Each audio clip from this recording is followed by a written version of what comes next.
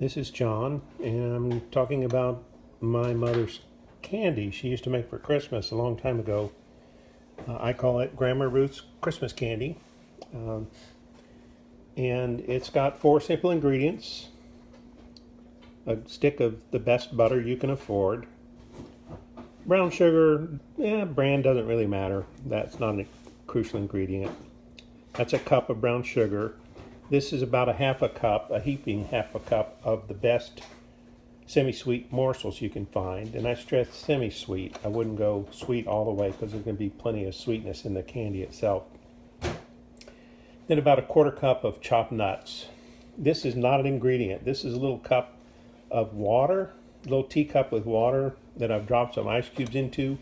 We're going to want that chilled water to help test when the candy is the right hardness to be considered hard crack. Now over here on the side, you can't see it very well, but there is a sheet of wax paper, and we're going to pour out onto that wax paper the candy once it reaches the right temperature, the right hardness. I'm going to spray just a little bit of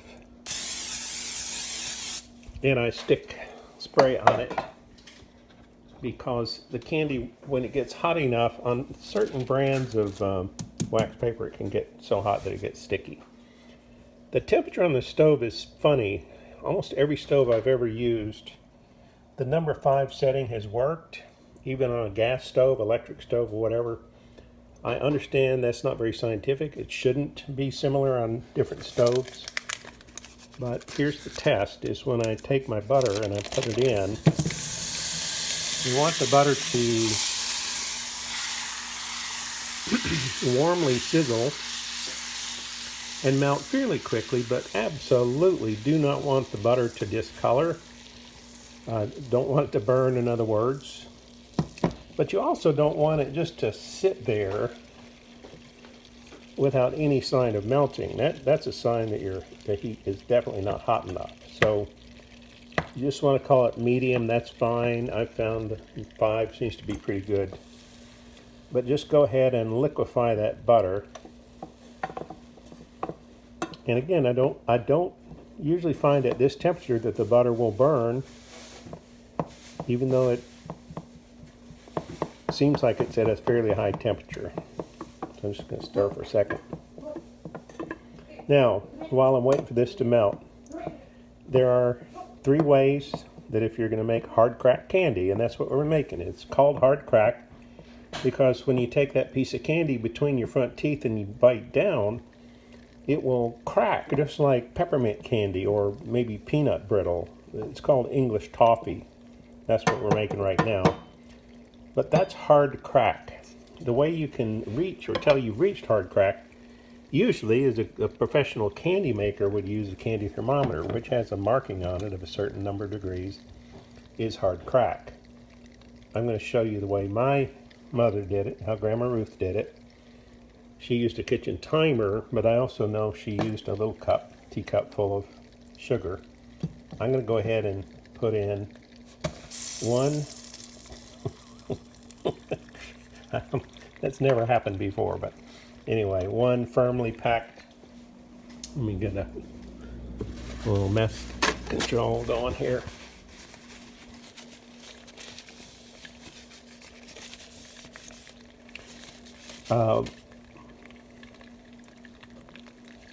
Then use a wooden spoon. I've already made one batch tonight. So I got some things all ready to go. But we want to quickly dissolve that brown sugar into the butter. And again, I'm trying to keep it at a moderate heat, but here's what I see happening in the pan. And I tell you what, it's a little different every time I do it. I've never figured out why it's not consistent. But do you see how there's kind of a liquefied brown sugar, like a paste, like you would expect, and then down in the cracks you can see, oh no, there's way too much butter. There's way too much butter. It hasn't made a nice even mix. But you just start stirring and keep stirring.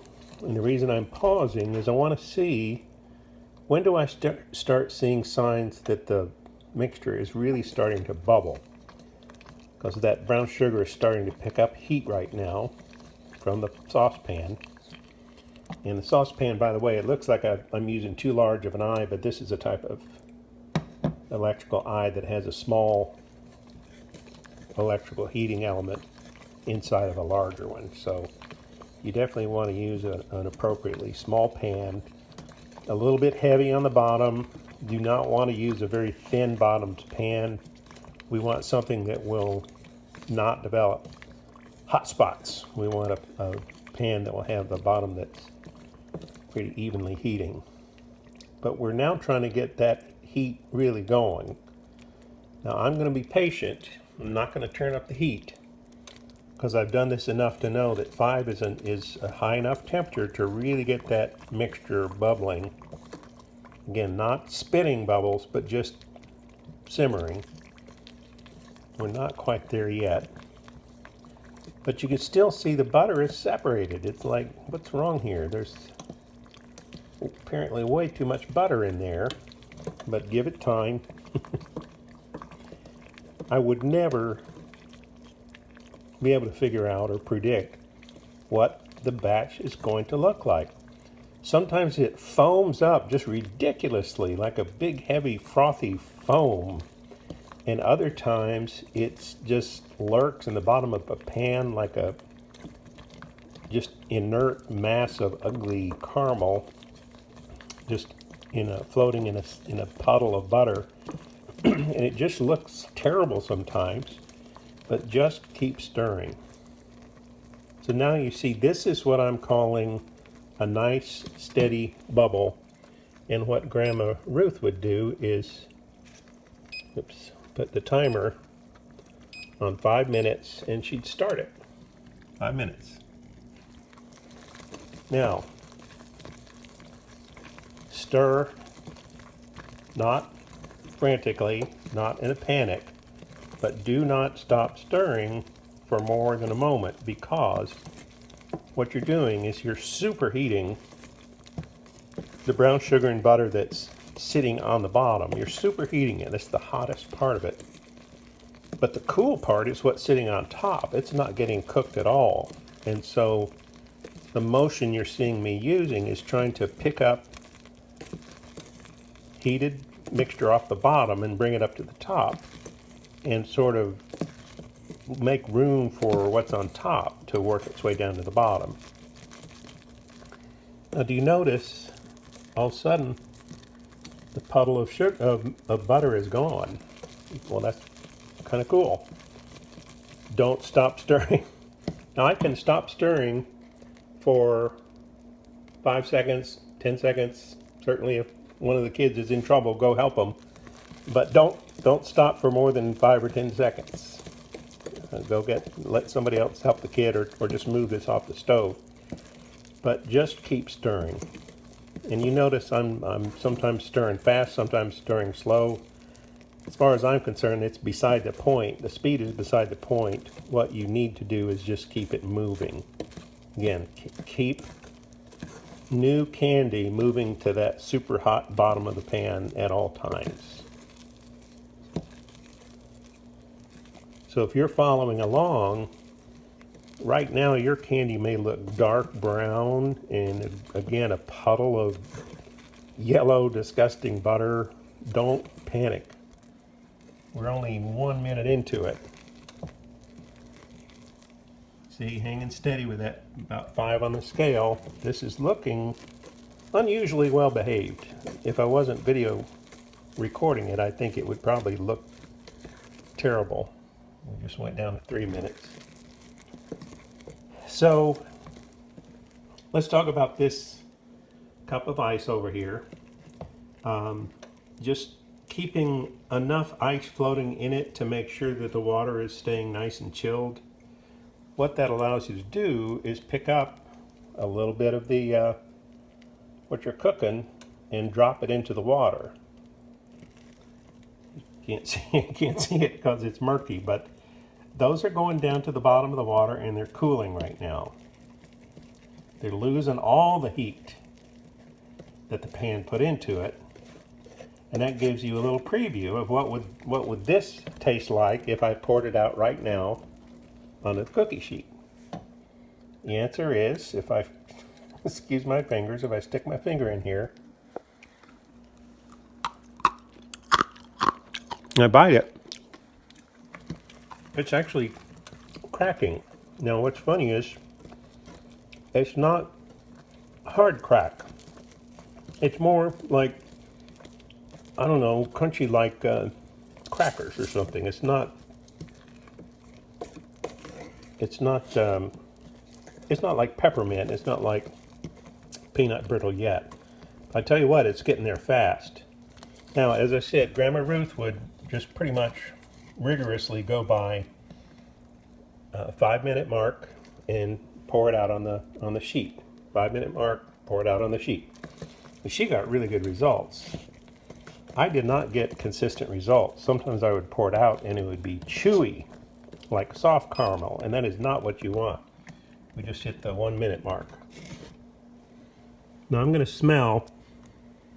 I'm smelling for the slightest hint of burned candy, because even while the candy is still perfectly good, you will catch a whiff of a slightly burned smell, and if you smell that, you are down to the final seconds. Do not ignore that smell.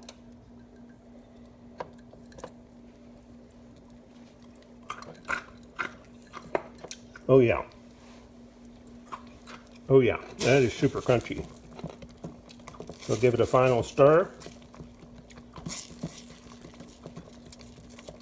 A candy thermometer would show that this is right around hard crack. The reason I don't use a candy thermometer is it gets in the way when I'm trying to stir. I mean, you can see I'm pretty much nonstop stirring. So thank you, Grandma Ruth. Here's the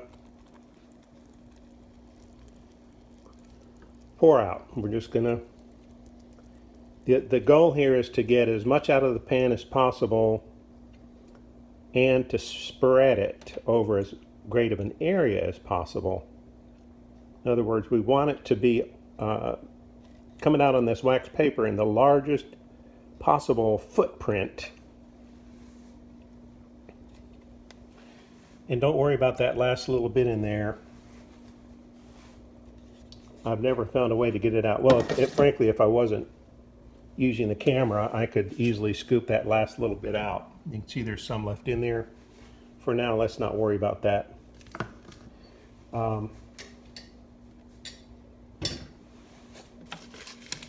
Sorry, I'm getting my... So, as I said, we want it to have the largest footprint possible. That means as thin as possible.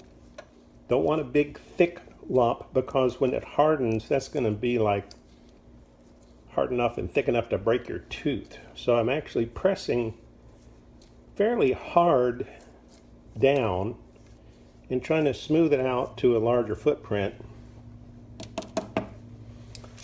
I'm gonna debating whether to leave it on. Sometimes you leave it on for the next batch. I'm gonna hold off on that. Now comes the heaping cup of morsels, chocolate morsels. Now these are room temperature, of course, and we're sprinkling them onto just absolutely scalding hot candy. Do not touch this candy. Do not let kids near this candy. It is sugar and butter heated up to, I don't know how much, 300, 400 degrees. But the point is, if a child touched it, it would stick to them. So just enough said. Don't let anybody touch this hot candy. I'm trying to get the last of it out. For some reason, some of them liquefied. We don't want to ever waste chocolate.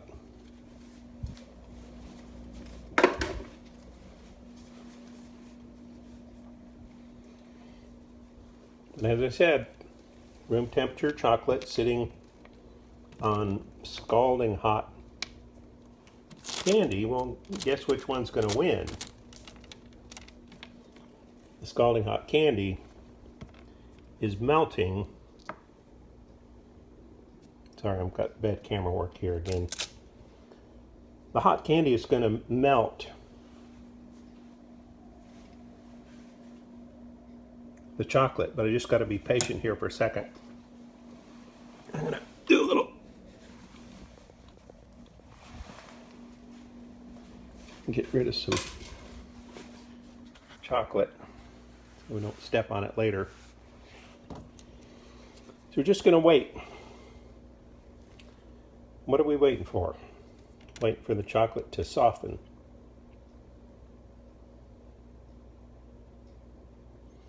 And what I would do is take this pot over here and just fill it up with water. Now, as hard as this candy gets, and I mean it seems to be hard as a rock, you would assume it's going to take hours and, steel wool to clean the pot after you've made candy in it, but for whatever reason, the pots clean up very easily afterwards. Now here we go. See, there were chocolate chips a second ago. Now they're turning into something that looks a whole lot more like cake frosting. And I understand this lighting is not ideal, but this candy is not about looks. If you post pictures of it on the internet, you're probably not going to impress anybody. And I think that's good. I think Grandma Ruth wouldn't give a hoot what it looked like on the internet. I do just a little bit to kind of not just smooth out the chocolate, but make it look nice.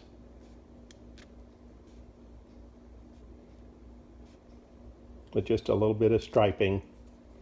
And you can do a little bit of, it doesn't matter. You're going to be cutting the thing up. You're going to be breaking it up like almost literally with a hammer into such small pieces you'll never see this pattern. But maybe it helps the chocolate cool a little bit faster. I don't know. I just do it. So, check it out. Oops, I'm turning you upside down. Sorry. I'm trying to get rid of the glare. So anyway, this is a nice looking, chocolate concoction. Let me grab the nuts.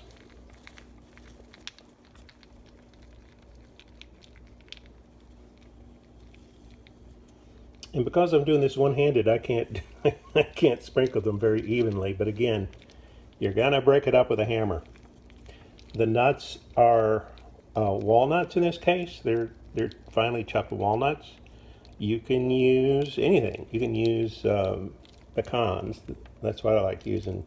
You can use I don't know, chopped anything. Like you can use chopped peanuts, chopped cashews. Some people said they used crumbled peppermint. One person said they put chili pepper on it. Go for it. But this is Grandma Ruth's Christmas candy. We're going to let it harden. It's important to let it harden all night long. The candy will, quote, cool in probably half an hour, but that heat seems to really liquefy the chocolate a lot, and the chocolate doesn't really seem to return to its full stiffness until at least overnight. So the best thing is just set it aside and go make your next batch if that's what you're going to do. But that is Grandma Ruth's Christmas candy.